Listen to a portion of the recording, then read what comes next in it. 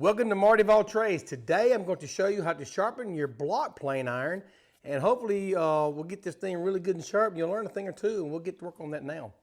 Stay tuned. So the first thing I want to talk to you about is there are two types of planes here, or two brands of planes that I have here. One is a Wood River block plane, around $120, $130, even upwards maybe $150, but I think I got this one for $120. And the other one here is a Stanley bench plane, not one of the original old block Stanleys, but it's a cheaper Stanley block plane, about $34. I picked this one up off of Amazon. Now, this plane is not as good of a plane overall as this Wood River plane. You kind of get what you pay for. However, if you're like me, I had to start out with what I get my hands on, so you can make this plane into a pretty good plane. So I want to show you what we do. So the first thing to know is, like on the Wood River here, we have the lever cap, which is right here. It slides off like that onto this adjustment screw that you can see right there. And then you have the plane iron itself, very sharp. I sharpened this not too long ago, but we have the plane iron itself. And then you have the bed that the plane rests upon. And this has to be really clean. As you can see, mine's pretty clean. I cleaned it not too long ago. And wipe this thing out. Let me get a rag here. So let's wipe this out real good. And by all means, pay particular attention to any sharp objects on these planes, because they are really sharp. They'll cut your finger. But anyway, so you wipe this out real good. You want to make sure you have a good seat that everything rests true upon. Now, you see here there's some candle wax on the block plane sole, and I want to show you about that in just a minute. But what I've done here is I've flattened the sole of my plane. That's the first thing I usually will do when I buy a block plane. So what I did on this one, I took just I had some 2,000 and 3,000 grit sandpaper, and as you'll see here, I have some 800, 1,500, and a 2,000 grit diamond stone, which works really well, but that's what I want to use to sharpen the plane with. But the sole, I used a piece of 3,000 grit wet dry sandpaper on some float glass, and I'll show you what I did in just a moment. All right, so all you have to do is I will put a little bit of water on the sandpaper here. Let's get that out of your way.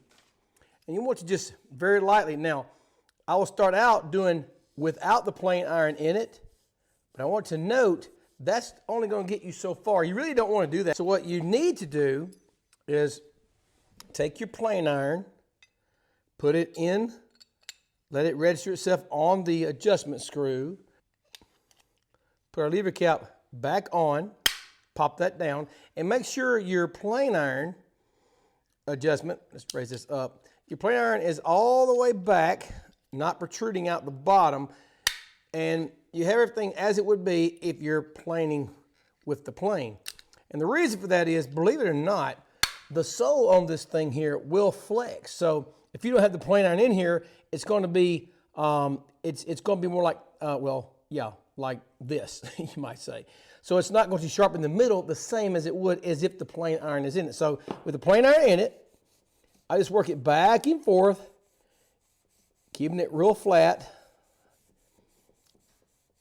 like that. And you'll start to see some real shiny spots on the ends and various places. And I've done this one already, but you'll start to see, and you can still see right there even, right there in the back. You just keep doing that and you get your block plane, the sole of your block plane really flat. Now, on to sharpening the plane.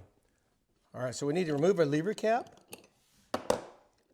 remove our plane iron, and now we're left with the bed that we wiped out a little bit ago. So we'll lay it right there. Now, two schools of thought on this plane. You don't need to sharpen the entire bevel here. It's 25 degrees from the factory on this one. So you don't have to sharpen the entire 25 degrees. All you really are interested in is the first millimeter or so, but this is even more than that. But I have seen some folks like Paul Sellers and various others that's been around for a long time, and I kind of can do it myself by hand. We'll sharpen this plane and not use a jig like that. However, for simplicity's sake, I want to use the jig, and I don't have a angle gauge either. But what I'm going to do, I'm going to find the angle, like I feel it right there. I know where the angle's at on this piece of diamond stone. All right, so I'm going to get it right. I'm going to sharpen tighten my my jig up here. And I'll get it right there. Let's get this thing good and tight, because you don't want to be cutting your hand on this thing, because it will cut your hand. So what I want to do is wet our stone down here. Now I'm not going to use the heavier grit one right there, but I just put water on it anyway. What a moron. But anyway, let's take this right here off there. In fact, I don't need to sharpen here actually. I am going to focus on the 2000 grit stone. Now what I like to do, you want to put even pressure across the entire width of the blade. So I'll now count 10 strokes. What I'll just do 1, 2, 3, 4, 5, 6, 7, 8, 9, 10. And what I'll do, my piece of wood's moving around. What I'll do is I'll wipe this off and see. Now you can see, if you can see that, there's a small micro bevel. I don't know if you can see that, but I think you can. Anyway, just small micro bevel right across that edge. And that's the only part I'm really concerned with. It's not very dramatic. It's like, you know, a few angles, or just maybe a degree or two difference. Some will say 30 degrees, to each his own. If you like that, you can comment in the bottom what you think the angle should be. Some like 30, some like 27. So I'll keep doing that. Now, I keep in mind, I keep my even pressure, and I counted 10, 3, 4, 5, 6, 7, 8, 9, 10. And again, we'll wipe this off. And that's putting a really good edge on it. And at the very end, you want to make sure you lay your plane down flat, because you're looking for that burr on the back of this plane iron. Now, I have also flattened the back of my plane iron already as well. So that's something you want to make sure you do, is make sure it's true and flat. So we get the micro bevel on the plane. Now, what I like to do now is bring it over to the float glass. So we put a little water on our piece of 3000 grit. This is 3000 grit sandpaper, and you could do it all on sand. You don't have to have any stones if you don't have. If you want to. 1, 2, 3, 4, 5, 6, 7, 8, 9, 10. And I'm going to do another 5. 1, 2, 3, 4, 5. And now I want you to note, I'm going to put pressure on this side. 1, 2, and then this side. 1, 2. And what that does is kind of give it a rounded, it's not that pronounced, but it's a rounded edge, so you won't gouge your wood when you're planing as much on the sides. You may have noticed you've done it before, because I know I have. And again, at the end, when you get that done, lay it down as flat as you can and drag it across the sandpaper, keeping it flat to knock that little burr off like that. So when we're getting pretty sharp, we are getting pretty sharp right here, but we're not quite there. So let's do it a few more times here, keeping the blade iron true to the sandpaper. This is not a race. Take your time, because you want nice even strokes, keeping the plane level. The better job you do on sharpening your plane irons or your chisels, the more you're going to enjoy your work. It's just going to make things a lot easier. So now we have that. Oh yeah. Oh yeah. So we're shaving hair there. Now, but it could be even sharper. So we want to go take our plane iron off of our gauge. Now let's go head over to the leather strops. I'm going to take a little bit of rubbing compound, and I have a lot on here already. And I had this piece right here set up, just clamped down as a brace for working backwards, and you saw a little bit ago where my diamond stones were moving. And I got plenty of rubbing compound on here, but I'm going to put a little more on there just to show you what I'm talking about. And you can use different, this green's pretty common one to use. So now, we'll take our blade, again, we could use the gauge here, of course, and do the same thing, but I took it off, and I do this part usually by hand. So I'm gonna go 1, 2, 3, 4, 5, 6, 7, 8, 9, 10, 11, 12, 13, 14, 15. And I did 15 there because normally I did 10 plus the other 5, and whoo, you could see yourself in that. And again, we will come down, wipe any burr we may have created off. Let's see where we're at. Yeah, we're getting really close to being what I call sharp. So I'm gonna do another 1, 2, 3. I'm keeping the pressure on the blade, keeping that angle where it should be. And I try to work, I do this on the stones as well as the sandpaper. I try to work the leather strop and the sandpaper and the stones in different places, not staying in one spot. It's not as critical on the diamond stones as it is a wet stone because they will tend to hollow out a lot more. So let's take this back like that. Man, look at that. Can you see that? Isn't that pretty? That's the kind of shine that you are looking for right there. That thing is sharp.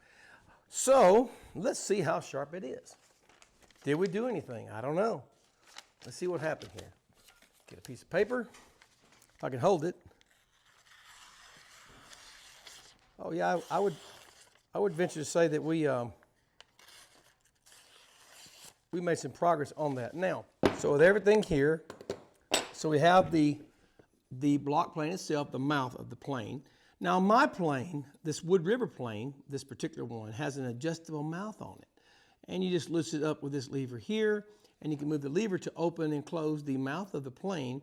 And that's to keep, you want to keep that adjusted to whatever size shaving you're trying to pull off. And I'll show you that in just a minute. Whereas this plane here has a set width on the mouth that you just can't adjust, so you get what you get. But you can make do with it. So that being said, we have our plane iron here. And we know we've adjusted all the way back out from earlier when I was flattening the sole. So as you can see, I'm way back out here. You can see this, I'm gonna run in a little bit more because I'm nowhere close to being where I need to be. So let me get this back in here. So we'll run it just a little bit there. Now, I'm not all the way out. Make sure I am registered. Put our lever cap back on, taking note, keep everything as level and even as you can.